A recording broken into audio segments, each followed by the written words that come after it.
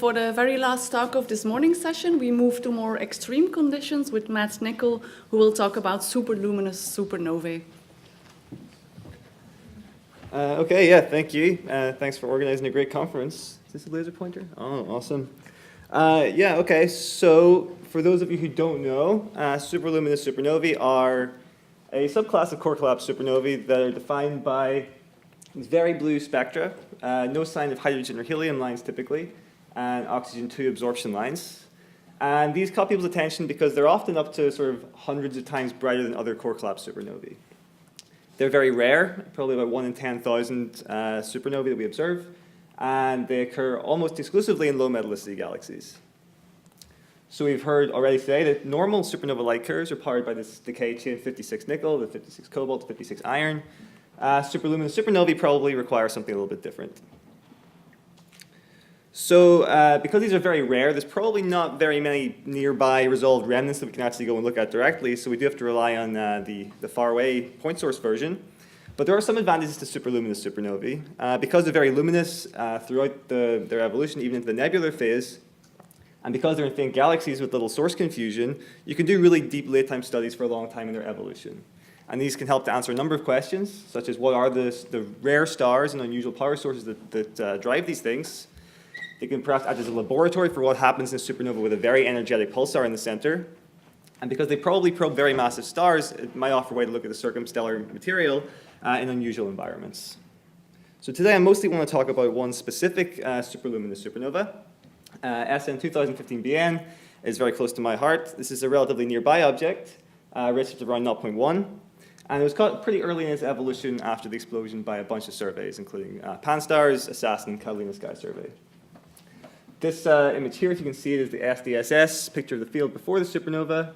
Here's a picture with the supernova.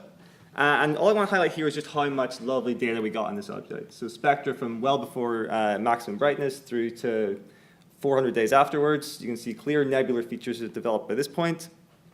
And photometry spanning the UV through to the near infrared with really nice time sampling. So based on those results that came out in 2 papers in 2016, we got a couple of Hubble orbits spanning multiple cycles to do a really deep late-time study on this. So I will jump right to the Hubble image. So I don't know how well you can see this, but on the left here, this is a GRI color-combined image of the field. So first of all, I just want to point out that this is really beautiful because it's from Hubble. There's the SDSS image, and here's what we see with HST. And here is the supernova. So this cutout is a zoom around the supernova host galaxy. I've cropped it like this not just because the spiral galaxy is pretty. It also turns out that these galaxies are at the same redshift. I think it's anecdotally interesting that actually these form a really close analog of the Milky Way and the Small Magellanic Cloud. They're about the same separation and mass ratio and relative velocities.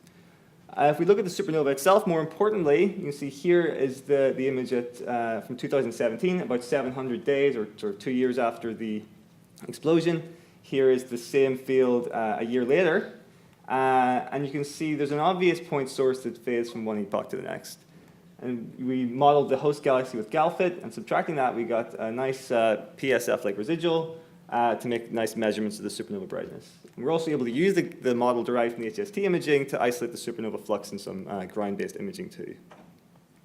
So in case anyone has any doubt that that was a detection of the supernova, we do also spectroscopic confirmation. The blue spectrum here is one we got from the Magellan telescope in Chile a couple of weeks after the second Hubble observation. So from the ground, the sources are not resolved. The supernova and the galaxy look like a single source. So the spectrum is dominated by host galaxy light. But when you subtract the model for the host, which is this pink line, you get this gray spectrum here.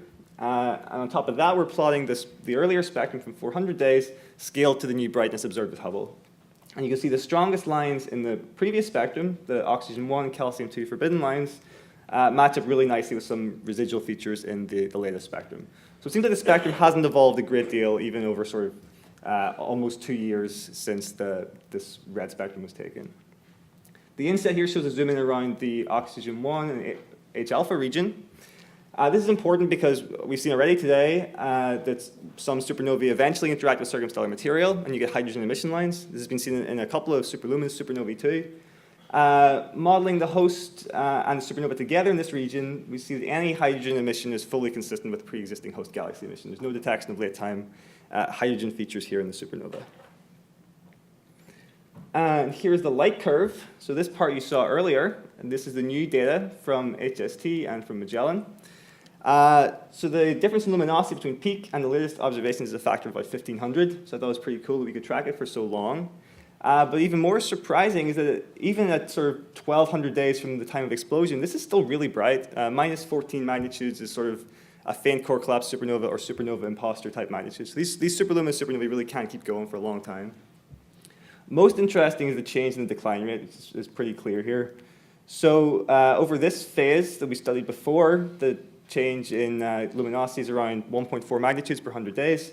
Between the two Hubble epochs, it's about 0.2 magnitudes per 100 days. So it slows down really dramatically somewhere around the 500-day mark. And that's important because there is some argument in the literature over whether this phase can be powered by radioactive cobalt decay.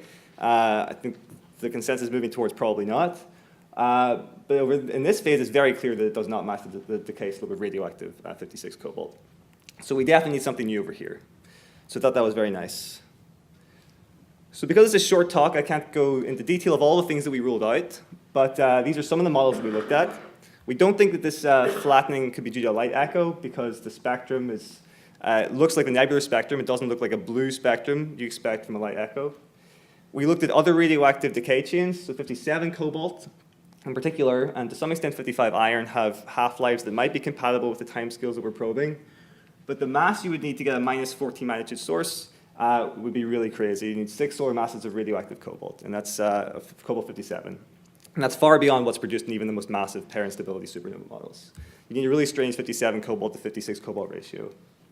And circumstellar interaction is much more difficult to exclude, but at least in terms of the classic signatures, like an H-alpha feature, we didn't see anything.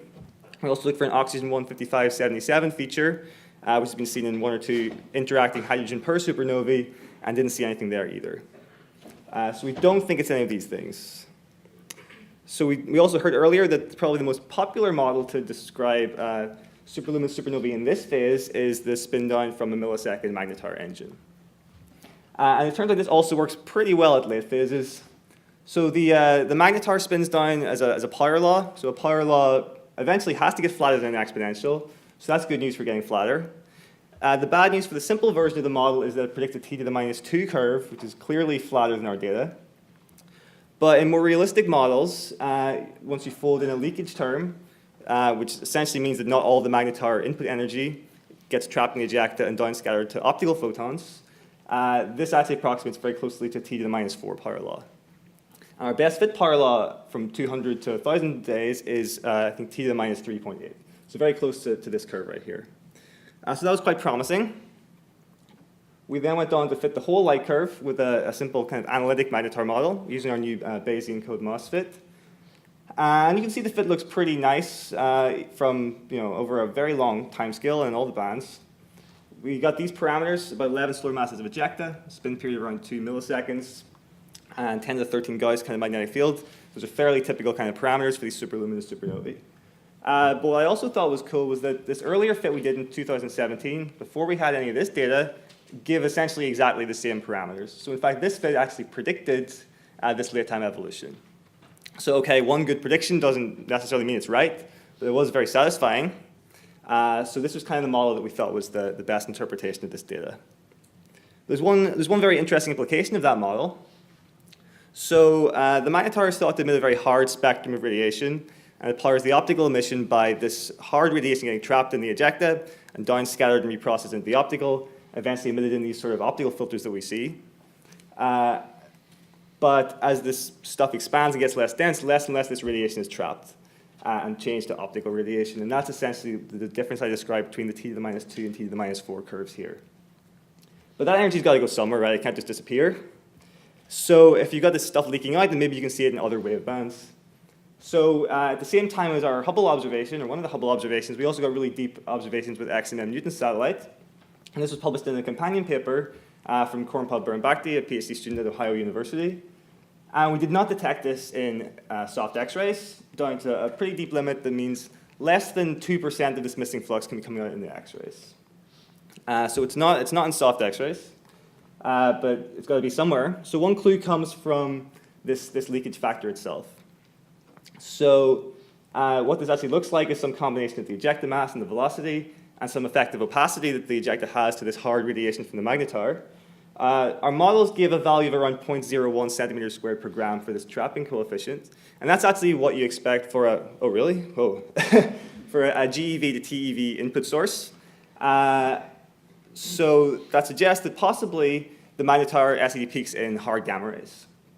And if we have a supernova with a slow light curve like this, with a lot of missing energy at late times, that may be detectable for some very nearby objects in the future with something like the Fermi satellite.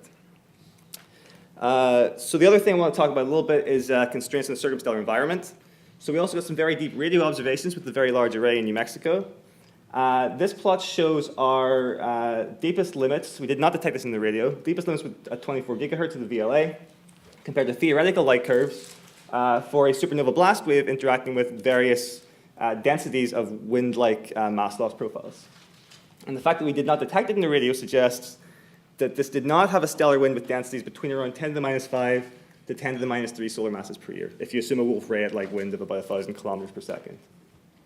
Now, the X-ray observations ruled out a similar scenario, but this time for a wind of sort of just above 10 to the minus 2, up to sort of, I guess, 10 to the minus 1 and higher solar masses per year. So that together restricts a really huge chunk of parameter space. A typical hydrogen per supernova progenitor is usually inferred to have between 10 to the minus 7 to 10 to the minus 5 solar masses per year mass loss through stellar winds. So we basically exclude anything higher than a typical type 1c supernova progenitor for the environment around 2015 BN. I was going to talk a little bit about statistical study of superluminous supernova, but I'm running low on time. I'll run through these slides really quickly. So that was from one single supernova. We also published a paper with a really large sample of optical spectra during the nebular phase. Here's 12 objects from our own observations and a recent data release from PTF. So some quick highlights from that. The black and yellow here show the average superluminous supernova spectrum after sort of 100 days from maximum brightness, and the 1 sigma range around that. In the top, we compare it to a normal type 1c supernova.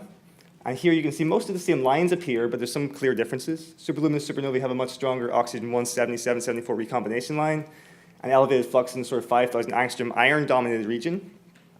But as Danny showed earlier, compared to sort of other engine-powered supernovae, you get a much nicer fit in this region. So it suggests some connection between superluminous supernovae and these over-energetic, high-explosion energy type 1c supernovae.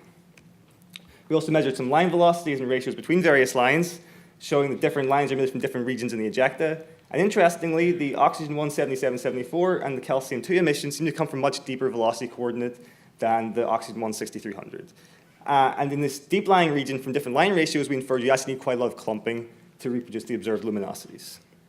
So we put all that together, looked at some literature models, and came up with this slightly speculative observer's cartoon picture of what a superluminous supernova might look like, evolving into late times. You start with some ejecta similar to a type 1c or 1c broadline supernova. You stick an engine in the middle that acts for a very long time, and the engine has two main effects in the ejecta. So this energy in the inside drives these really killer instabilities from the inside out. That gives you the clumping in the inside. You need to get certain line ratios. And also drives an ionization front that stays frozen in mass coordinate. The ionization doesn't recede because of the engine power. And the location of this ionization front determines the ratio between different ionization states of oxygen. It explains why some objects show strong oxygen 2 and oxygen 3, and others don't. And because I'm slightly over time, I'll just leave my conclusions up here and say thank you very much.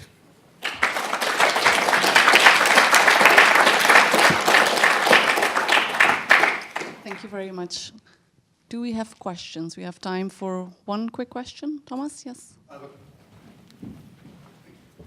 I have a question about the exclusion of this nickel or the iron group elements. I was confused by what I read on your slide. Maybe it was a typo, or I didn't understand what you discussed before. You said that there is a significant amount of iron 55 and cobalt 57. No, I'm saying that you would need a very huge mass to reproduce the luminosity, so we don't think. Yeah, but well, cobalt 57, iron 55, these are strange isotopes. So do you have any isotope, or is it a typo? Those are isotopes that I grabbed from people's literature models of core collapse supernovae from an EVO Seidenzal paper to look for those. No, but the main production is actually nickel 56. Oh, yeah, sure. So which actually in these pair instability supernova models can be more than 10 solar masses. Oh, absolutely. So let me be very clear then. So the The light curve here, so it's the earlier phase at this side that people argue whether it could be cobalt or not. You go to the late stage. I'm only talking about the late phase with other isotopes. Okay. Therefore, So in the interest of time, I think we need to stop here. You can always ask questions during the lunch break. So let's thank Matt again and all the speakers of this morning's session.